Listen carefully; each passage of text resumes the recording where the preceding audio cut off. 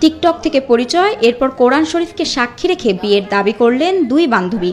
আমি রিসেন্টলি লক্ষ্য করলাম টিকটকে দুইজন মেয়ে তারা পরিচয় হয়ে কোরআনকে সাক্ষী রেখে তারা নিজেদের ভিতরে বিয়ে করার জন্য তাদের একটা সিদ্ধান্তে তারা এসেছে। ইভেন তাদের দুইজন মেয়ে যে আছে তাদের ভিতরে একজনের নাম হচ্ছে সুবর্ণা এবং আরেকজনের নাম হচ্ছে তুন্নি।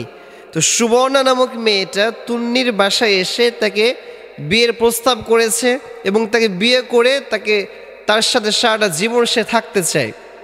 তো এখানে একটা অনেক দুঃখজনক বিষয় যে আমাদের এই বাংলাদেশে, যেই দেশে প্রায় 95% মানুষ হচ্ছে মুসলিম, সেই দেশে এখন দিন দিন সমকামিতা বেড়ে চলেছে। এমন একটা বর্তমান সিচুয়েশন চালু হয়েছে যে অনেক এখন দেখা যাচ্ছে ছেলের প্রতি অ্যাট্রাকটিভ হচ্ছে, মেয়ের প্রতি অ্যাট্রাকটিভ হচ্ছে।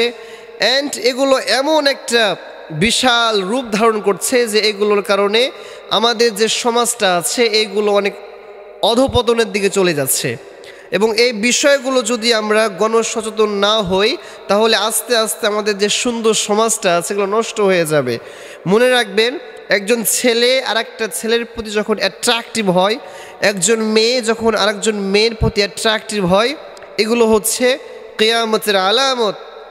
আল্লাহ তাআলা সাইয়েদনা লূত আলাইহিস সালাতু ওয়াস সালামের জামানায় তার যতগুলো উম্মত ছিল তাদের ভিতরে এই সমস্যাটাই ছিল যে তারা সমকামিতা ছিল, তারা ছেলের সাথে জেনা করত।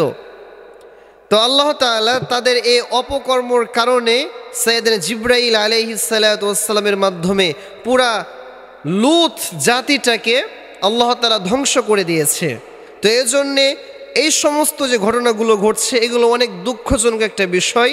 এইগুলো থেকে আমাদের সচেতন হওয়া দরকার এবং যে এলাকাতে, যেই গ্রামে, যে ইউনিয়নে এই বিষয়গুলো হচ্ছে তাদের দৃষ্টি আকর্ষণ করা দরকার এবং এগুলোর প্রতি প্রতিবাদ করা দরকার এবং এগুলোর ওপর বড় একটা পদক্ষেপ নেওয়া দরকার।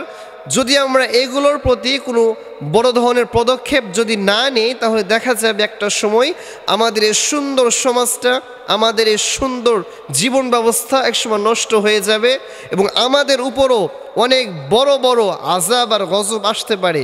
আল্লাহ তাআলা প্রত্যেকটা মুসলিম ভাই এবং বোনকে এই বিষয়গুলো বুঝে এই বিষয়গুলো থেকে বেঁচে থাকার তৌফিক দান করুন, আমিন।